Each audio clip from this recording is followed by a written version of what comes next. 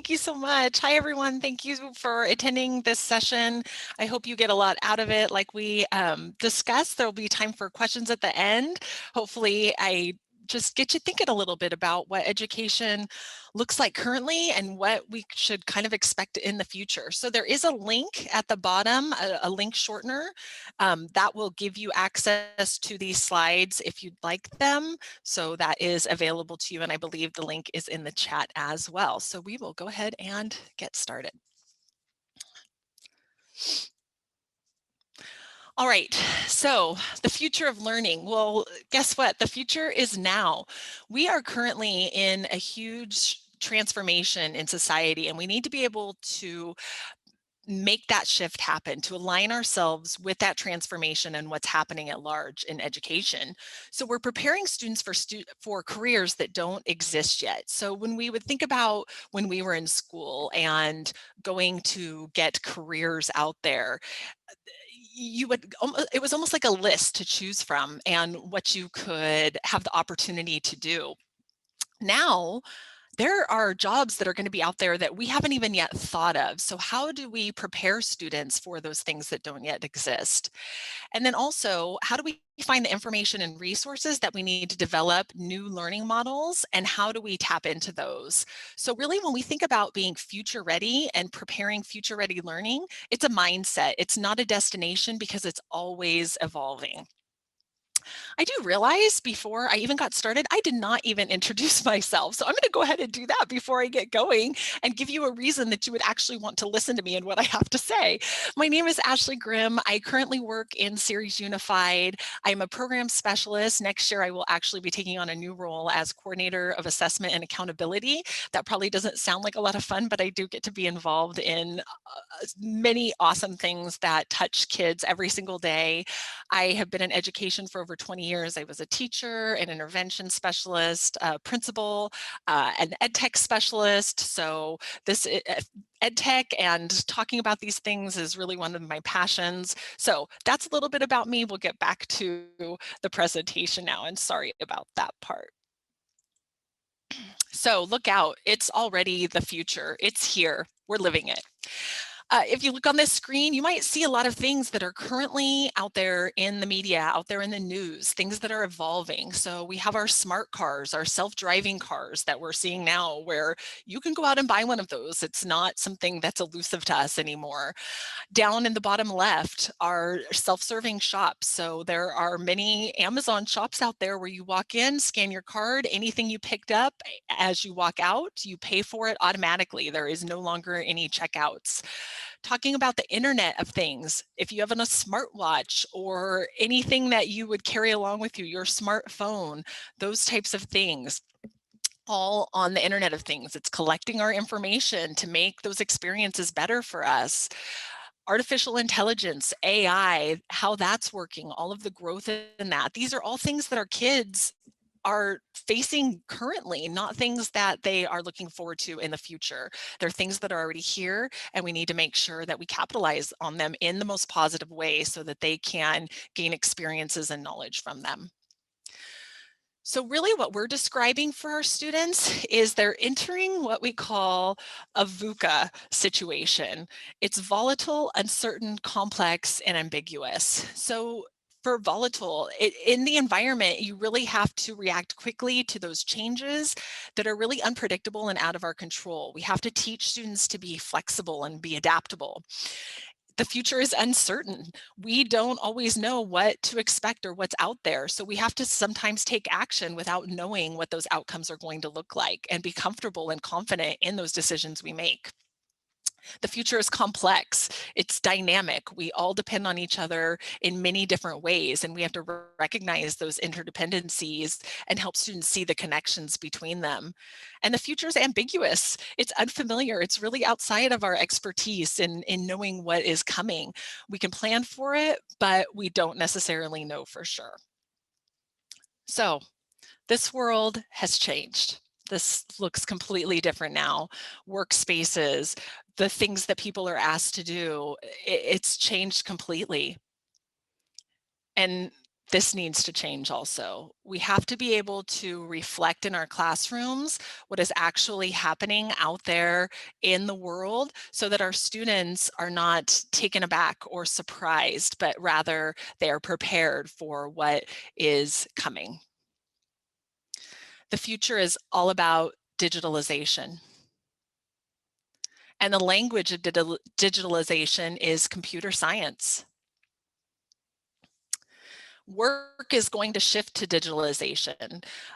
We talked about this earlier in the previous slide about being able to walk into a store and pick up what you want and not have to worry about checkout people or employees to be able to do that. And what that's actually done is change the experience for some companies. Rather than having their employees serve as checkout customer service representatives, they would be involved in a different aspect of the store in order to make the experience better for the customer.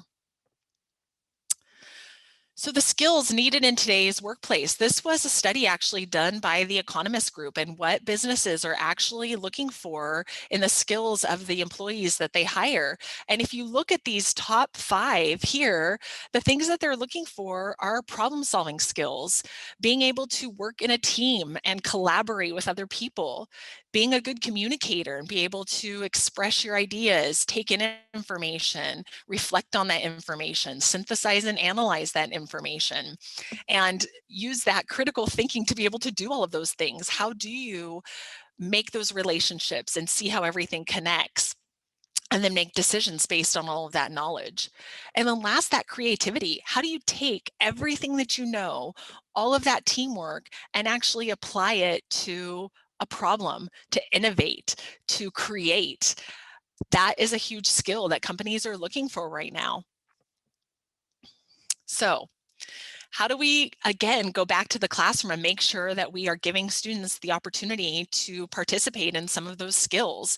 We do that through iteration, through different opportunities for students to practice things and learn from their experiences and then go back and change and recreate. So that iteration is really the result of that critical thinking. How can we analyze what we've done and then go back and make those subtle changes to make something even better? Collaboration is how problems are solved. We don't solve problems in isolation. We're not islands. We solve problems by working together, by sharing or by allowing each other to see our shared knowledge. Everyone is an expert in something different. We can't be experts in everything. So we have to come together to share the best of what we know in order to come up with the most creative, practical, and best solutions for what it is we are addressing. So iteration and innovation drives that transformation. So if we are allowing students that creativity, that chance to explore, the chance to go back and refine and reflect, that really drives the transformation and what we are asking them to do, what we are asking them to prepare for. And transformation really has no endpoint. So we're not preparing our students for an endpoint, but we're giving them the tools to continually evolve in a society that continually evolves. So this is kind of our challenge, and one thing that I think that we have really embraced in series, and rather than asking students, what do you want to be when you grow up? It's really asking them, what problem do you want to solve? What's out there that you see issues with, and how do we attack that? How do we bring our knowledge together? How do we bring our people together? How do we bring our experiences together and really try to come up with some creative situations and solutions in order to solve or to make better something that we have found that may be not up to our liking or not up to our standards or not as good as it could be.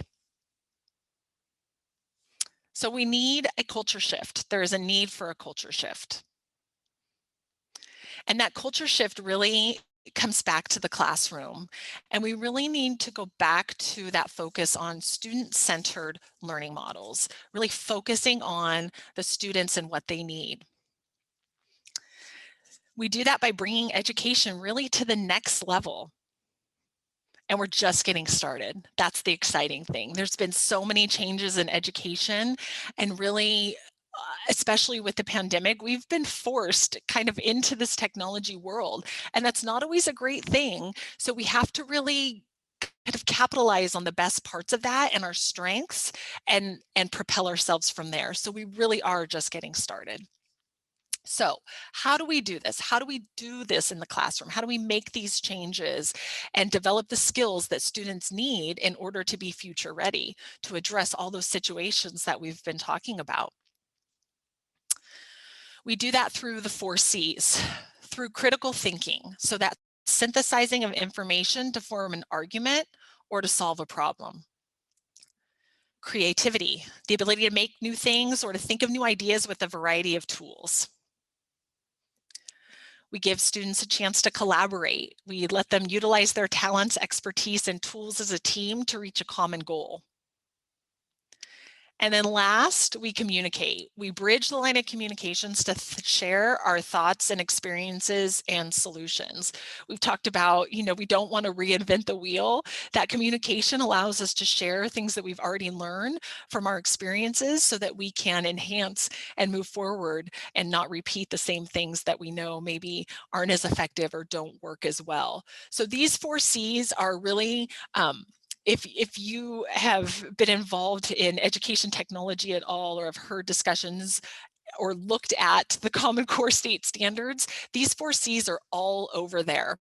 It really is asking the students to dive deeper, to make those connections between the things that they've learned, to apply their knowledge. That's the focus. That's what these 4 C's bring to those standards, to the curriculum. So how do we do that? When we talk about personalized learning, and sometimes when people hear that, they think that's tailoring every single thing we do to every single student, which we all know is impossible. We cannot individualize instruction for every single student. But what we can do is take a student-centered approach. And that's really helping all students develop their skills known as the deeper learning competencies. So again, going back to those critical thinking skills, using their knowledge and information to solve complex problems, working collaboratively, communicating effectively, learning how to learn and developing those academic mindsets, those can-do attitudes, that knowledge that failure is part of learning, and we have to be okay to be able to fail. That's what iteration is. Iteration is a type of failure. You try something, it doesn't work, you learn from it, you tweak it, and then you try it again. So we have to be able to allow that in our classrooms so that students know that the first attempt isn't the last attempt, that it's just the first attempt. So personalized learning, again, is thinking critically. It's solving complex problems and working collaboratively. It's that communication being effective between their peers. It's learning how to learn. That is a huge thing. One key thing, especially out there in the world right now, is being aware of what we don't know and learning how to seek that out and seeking it out from reputable sources. And then again, developing those academic mindsets. Personalized learning is not independent time on an online game or app. It's not teachers generating individual learning plans for each of their students or something that can only occur with technology. It's not something that can fit into a neat textbook definition. It's not a product. It's not a book. It's really enhancing the activities of what we're having students do and the way that we are asking them to think. We are no longer just giving students the information. We are making them think about the information in a deep and connected way. So what role does technology play in future learning? Because it's not the be all end all. I want to make that really clear. I'm a huge fan of technology, but it is not the answer to everything that we are asking students to do. So we need to prepare them to be able to use it, but we need to prepare them to be able to not use it also. So digital learning can really amplify the impact of great teaching. So our great teachers, we could give them nothing and they could be successful. So what we're really thinking about are tools that can enhance and amplify the great things that we already have going on out there. So when we carefully design and we thoughtfully apply these different technologies, they can really accelerate and expand the impact of high quality teaching. It does not replace it. I'm going to say that again. Technology does not replace an awesome teacher. That is the number one thing we have learned through COVID. We cannot just put kids in front of a device and expect them to learn as much as they would in front of a teacher every single day. It's just not going to happen. But we can use those things to enhance the great things that are already going on in our classrooms. So how do we do that? What do we use technology for to enhance that great teaching? We can use it for that personalized learning. So going back to those things that we talked about with the critical thinking and the collaboration, you can tailor the content and the pacing to the needs and the interests of students. Again, that doesn't mean recreating everything, but it means allowing students a place to go where they can get that extra help if they need extra time and support. Maybe see the information in a different way. Maybe rather than reading about it, they get to see the information presented in a video. So it's a different kind of an expectation, a different kind of allowance, a different kind of amplification and access to the material.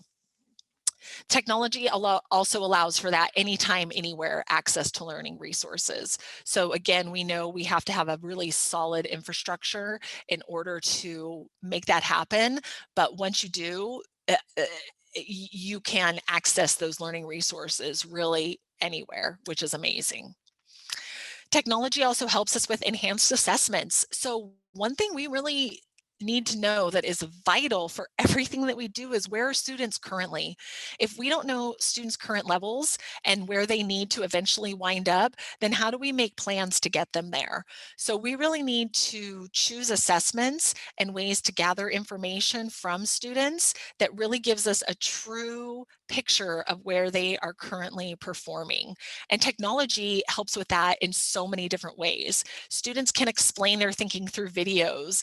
They can create things that demonstrate their knowledge of a certain unit or standard. It doesn't always have to be a paper and pencil assessment that we currently think of when we say assessments or tests. So we really want to make students' thinking visible. We want to be able to see their process and their thoughts so that we can understand where they are in their learning and how we can help get them to that next step.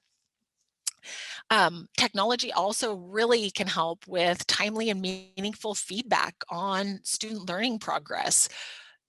I'm sure all of you have been in a situation where, you know, you've done something or turned something in and then it's nothing. You hear nothing back or nothing comes back for a couple weeks. And by then you've kind of forgotten about it or it doesn't mean anything anymore.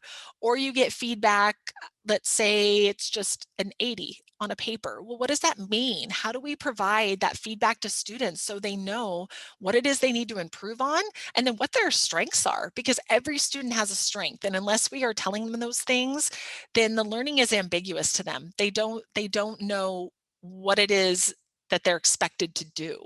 So we need to give them some targets and provide them feedback, and technology can help us with that. And then it also allows us multiple ways to show what they know. That kind of goes along with making thinking visible.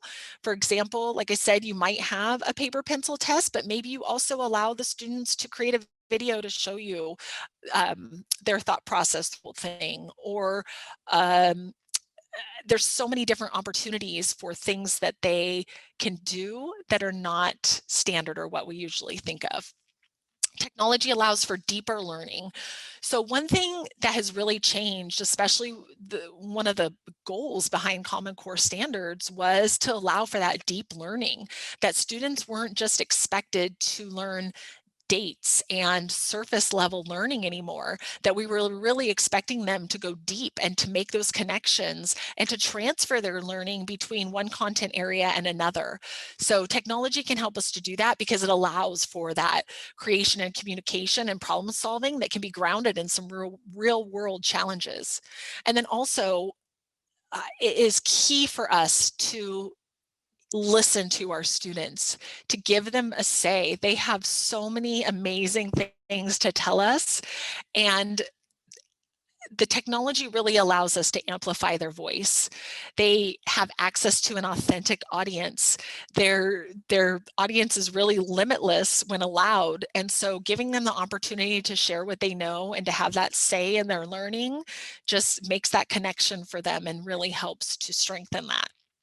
And then last is digital citizenship. And I cannot talk about this enough. I think that every human being would benefit from a class in digital citizenship. And that really just centers around learning effective and productive strategies for having an online presence. So from the minute kids sign in online, they are creating a digital footprint. And we work really hard in series to ensure that that digital footprint is positive.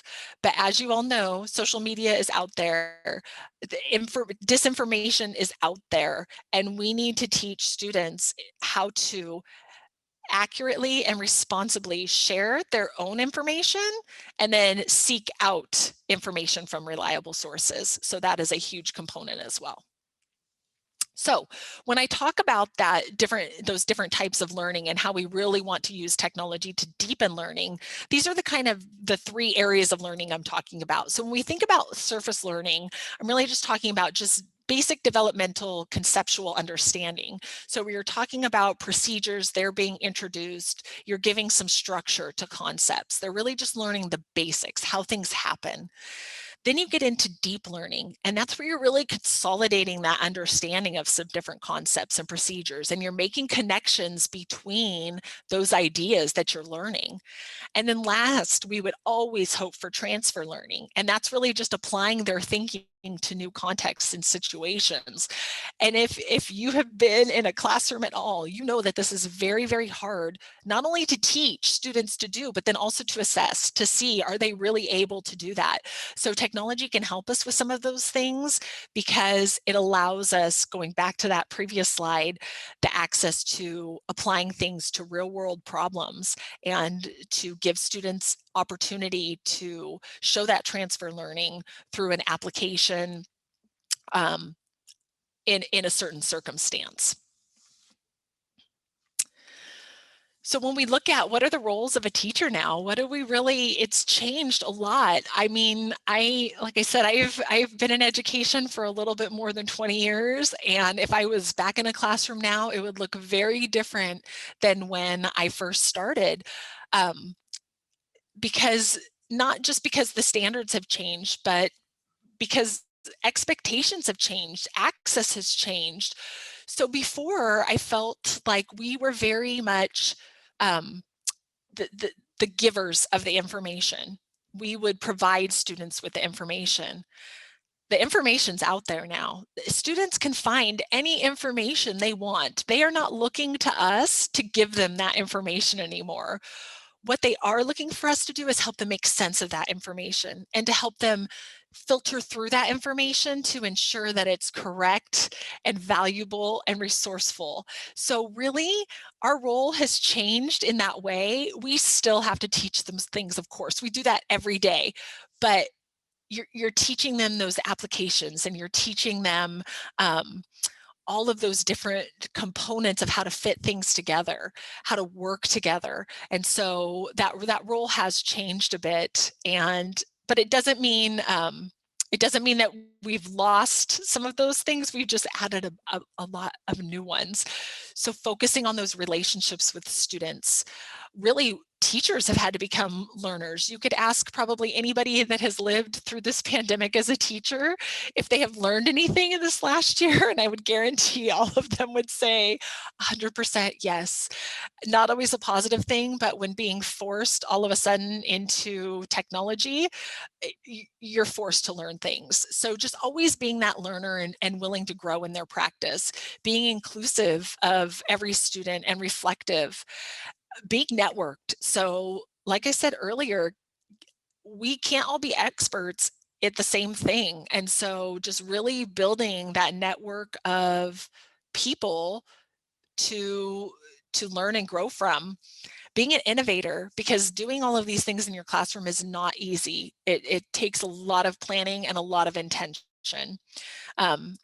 being a leader and a storyteller, designing those lessons and those units that really bring the students in, but then also ensuring that you have that endpoint in mind and that you're back planning to be able to meet those goals as you go.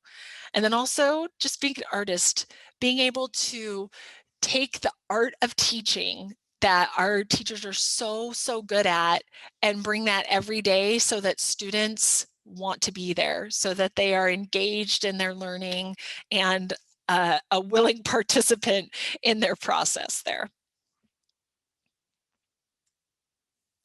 So we cannot always build the future for our youth, but we can build our youth for the future. So we spend a lot of time trying to put policies and procedures in place that will set our students, that will make the world, the education system, a better place for our students. But we also need to remember to focus on them and make sure that we are building them to be confident and productive members of society. So what if we can create the conditions in our classrooms that can empower learners to find the right questions rather than simply providing the right answers? We don't want a bunch of passive learners in our classrooms that sit there and just wait for us to ask the questions so they can give an answer and move on. We want to create thinkers that challenge, that are able to apply those skills and ask those difficult questions and make us go back and do those iterations and cause change, because that's what is going to happen anyway. So we want to prepare them to feel comfortable in being a part of that. So again, we're just getting started. So if we think about it, good teaching is really the melody, and good technology integration adds the harmony, resulting in greater impact. So like I said, the technology as a standalone is not the answer. It never was the answer. It will never be the answer. But that combination of good teaching along with that good technology integration really can create such a strong impact that can have so many more lasting impacts as students get older. So what can this look like in our classroom? You can see up there those 4 C's again, and what we're really focusing on. We joke in our district that we have a 5th C, and that 5th C really is citizenship, that digital citizenship that I went back to talk to you about. The other things on this page are some things that we use in our district just to kind of amplify some of those things that happen in our classroom, or and with our learning. So having students create videos, storyboards, the interaction in slide presentations, um, coding, all of those things, they're the technology all serves a different purpose, and we really worked hard with our teachers to not have them start there. We don't ever start with the technology. What technology am I going to use? It's, what do I want the learning outcome to be? What do I expect students to be able to know or do by the time I'm done with this lesson? And then again, go back and plan. Is there technology that can enhance that? Is there something out there that can help us get there in a better way or in a different way, or that might engage students more to make them more interested in it? So those are the kinds of things that we're talking about. So along the left-hand side there, that the words automation, consumption, production, contribution, inquiry design, these are really just different levels of technology use that we think about in our district. So for example, automation. That a lot of times is maybe something that we see technology being used for on the teacher end. Maybe it's sending out a Google form that is a quiz and it's collecting those scores. That's an automated task, okay? Consumption would just be, we're getting that information. We're not necessarily using it, but we're consuming technology. So are we researching? How are we just taking it in, but we're not producing anything with it? Producing comes in the next stage, the stage of production. So how are we then taking technology and producing maybe a piece of art or an assessment or a piece of writing, anything that students can use that they are actually making something. Contribution, simply just how are students contributing, using technology to contribute to the learning of others. So we have said we always know that you know something really well when you can teach somebody else to do it. And that's a great way to know if a student really deeply knows something. Do you have evidence that shows you that they are able to walk through those steps? Can they teach somebody else to do it? So we provide students the skills to do that. The last two are really our deep levels of technology. We are not there yet. This is just always a goal for us, but how do we really harness technology to allow students to get to those iteration and social entrepreneurship goals? So really taking those problem solvings, coming up with a problem, going through that inquiry cycle and really trying to solve it. And then also using technology for the greater good of the community, taking it out there and enhancing the community they live in. So it's exciting. All of the opportunities that we have are exciting. So when we look at our students, we really want them to be creators versus consumers. We want to foster that creativity and deep learning. So when we think about this, we ask ourselves, how can we help students use the technology for creation rather than consumption to foster creativity, innovation, and deep learning? So again, we don't just want the passive use of technology. Sometimes there is a misunderstanding or a misconception. Oh, students can do it. Students already know technology. They can do it. Students know their type of technology. We have to teach them to use the academic pieces of technology. That doesn't mean they don't catch on fast. They catch on immediately. Students are savvy. They know what to do. But we still have to teach them the academic ways to use it. So we try to remind teachers we don't ever want to assume that they are experts of technology, because the things that we are probably expecting them to do with it are probably very different than the way they currently use it.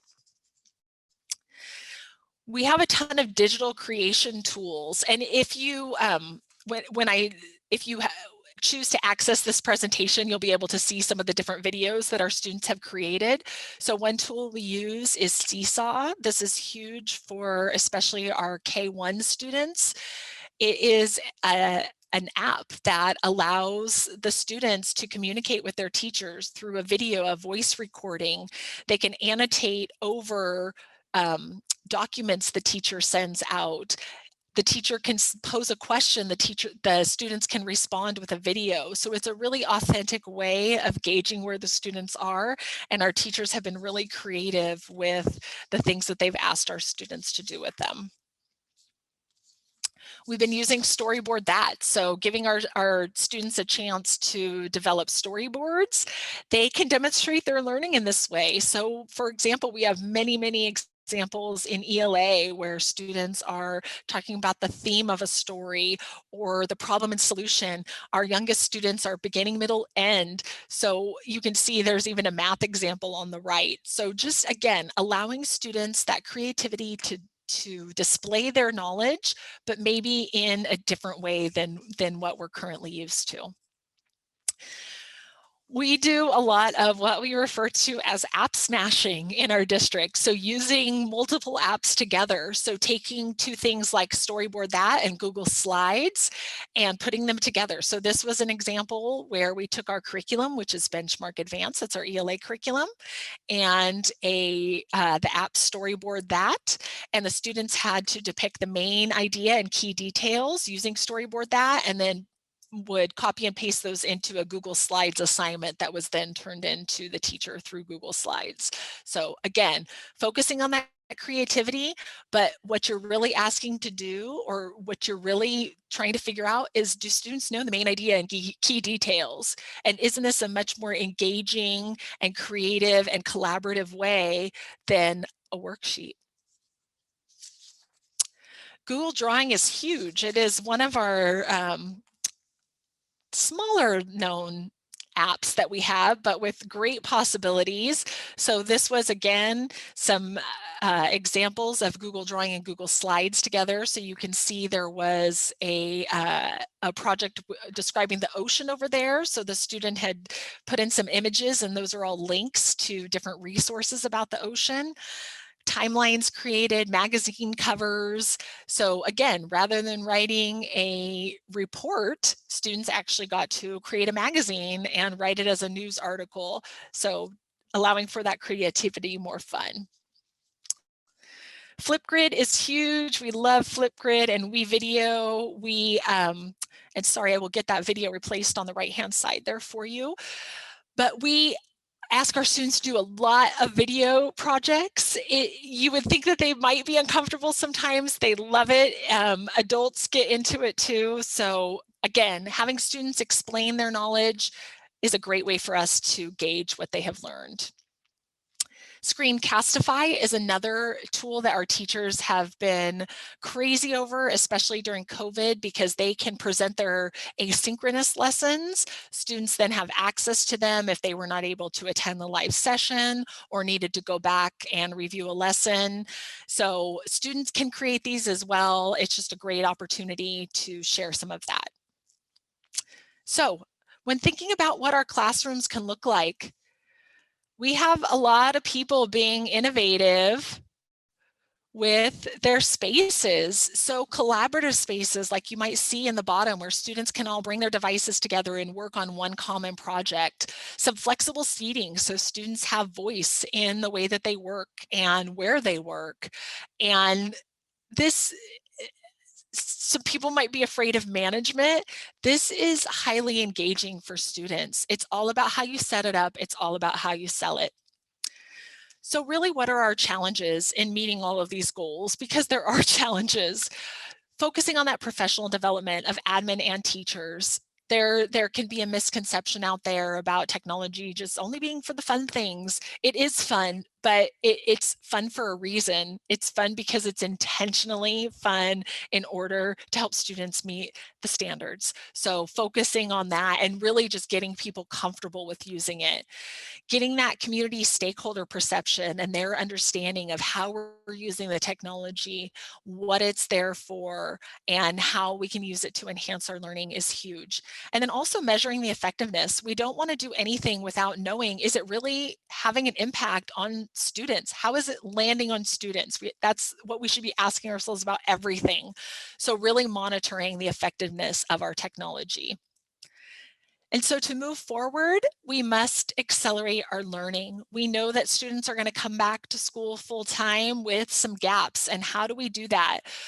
We must make sure we have a robust infrastructure. We know that without that, we cannot provide the systems that we need for our students. We have to focus around student engagement, be that behavioral engagement, academic engagement. We have to make sure that students are engaged in their learning. We have to focus on the relationships. Kids are not going to want to learn from someone they don't like, just like we don't want to learn from someone we don't like. So we have to work to build those relationships and make them as truly authentic as we can, and also capitalize on those effective strategies that we know, like I said, have the biggest impact on our student outcomes. So the future is here and the future is now, and I think we're ready for it. So I'm excited.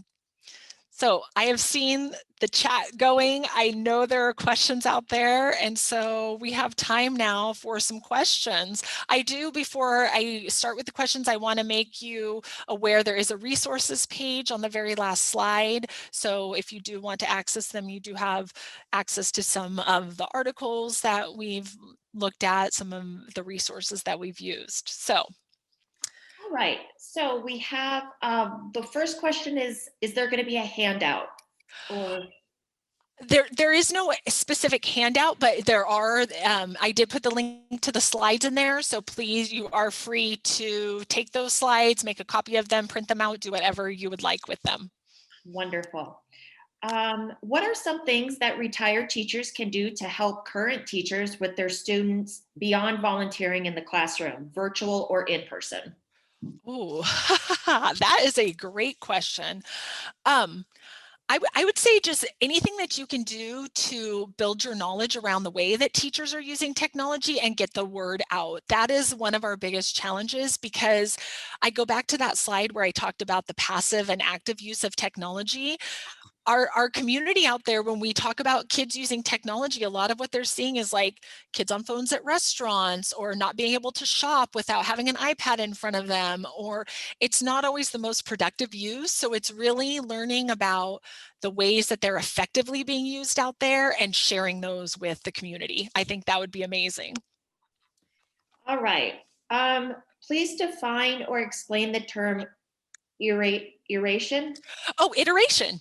Yeah, iteration is really, it's essentially trying something and then looking at what worked and what didn't, and then making adjustments to it. So if you think about like building something from IKEA because they never send good directions, you might put it together and it doesn't look quite right. So you go back and study it. What do I need to tweak? So you're taking that knowledge of what you know about how it should work, and you are applying that to make those changes to enhance it or make it better. So it's like trial and error, kind of. Wonderful, thank you. Uh-huh. And then we are requesting to see the last slide again, the resource slide. Someone Oh, wants to take a screenshot? yep. Here, I will get that for you right there. Thank you. Sure. All right. I think that's all of the questions I see. Okay. Um, let's see. Isn't this okay, so this is going back to kind of early on your Okay. presentation. It says, isn't this a revisiting slash updating of project-based learning aligned with Bloom's taxonomy and technology? Ah, great question. So I would say there are similarities with project-based learning. Project-based learning has to come later though. So the way that we see it is, yes, we do want students doing project-based learning because that's their application of all of their knowledge. But we have to provide them with that knowledge first. So we have to make sure we're hitting that surface and deep knowledge before they can start to apply and transfer it. So there's some different philosophies out there about when you should start with project-based learning, but in our district, we really see it as an enhancement to the surface and deep learning that is already happening. That's a great question. Okay, one more question is, what is synchronicity?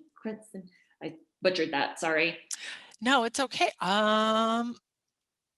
I'm trying to think of where that word would have been on my slides here. I don't. Oh, is it Screencastify? Is that the one that they're thinking of?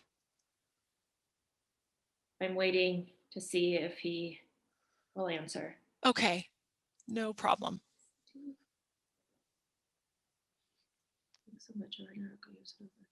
Yes, I think is what I'm saying. Yes. Oh, Screencastify is amazing.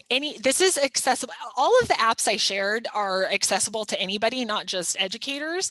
Screencastify is amazing add-on. You can get it from the Chrome Web Store, and essentially it's a screen recording app. So, for example, if I was going to teach a lesson that was going to be asynchronous, so the kids would not be live for it, I could start my slide presentation, I could embed my own picture in there as I talk, and I could record my entire session, and then it downloads straight to your Google Drive and you can share the link with anybody. It's awesome. Okay. Where do you see the public involved in schools to enhance education? Oh my gosh. I think just really speaking out as far as it's so difficult because anything that we can do to support the infrastructure of schools, that's huge. I think that's the one big challenge right now for a lot of districts. They want to get the technology out there, but ensuring that there is the support and infrastructure, it's like anything else. I mean, for any of you out there that were in education, there's nothing worse than being handed something and then have no support to go with it.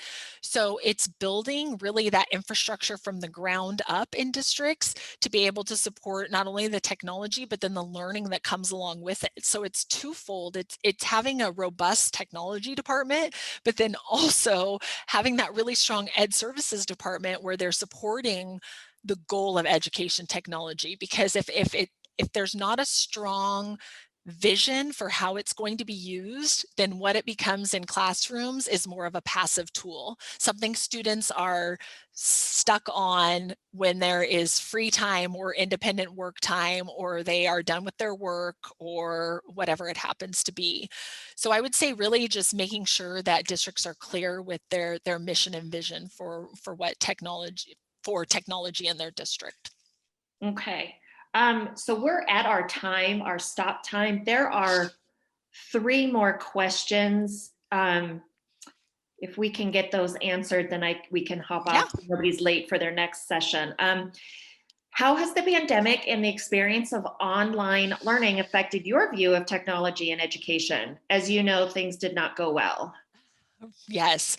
So it's it's kind of sad because I think in one way it's great that people were kind of thrust into the use of it. However, again, without that support, then it's doomed to fail. So the downside is that people that were not supported in technology, be it through the infrastructure or through just how to use it, probably have a bad taste in their mouth. And so we'll have to start over with that. Um, in terms of being able to reach kids and be able to provide something for them, there's nothing there's nothing else that would have allowed us that possibility. But it wasn't ideal. So I hope when we come back, people really take the lessons they've learned in terms of what really worked well with the technology and what they see needs to not be brought back at all. Those are the things I hope that we get out of it, and really making sure that we have those connections with our students, because the number one thing that we found was the problem with engagement. If what the kids were doing wasn't interesting, it didn't matter. It didn't matter how they were asked to sign on, be it live or through a computer. They just didn't want to be a part of it. So I really hope that people keep an open mind, but take the best practices of what they've gotten from it. Okay, last question is going to be, do you think that the distance learning used during the pandemic has resulted in negative attitudes towards computer learning? Yes. I think in some ways, yes, especially in districts where they were not already set up or had any background in technology. So in my district, we were very lucky.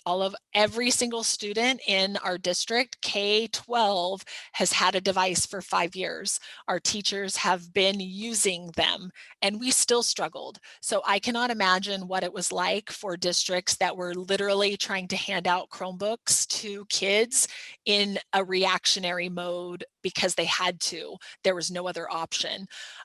So I think depending on what situation districts found themselves in, they're either facing like, okay, we're awesome, we really gained some good skills, or this was not positive and we need to take a fresh approach with how we're going to start over in the fall. So yes, unfortunately, I do think that there is some negative things that are coming along with this. But we're going to change it. It's good. It's going to be okay. Great. Thank you so much for your presentation. This was very good, very insightful. Good. Thank you. I posted the slide link a few times in the chat. So if anybody needs that, it's in the chat a few times. So, and with that, I'm going to stop recording.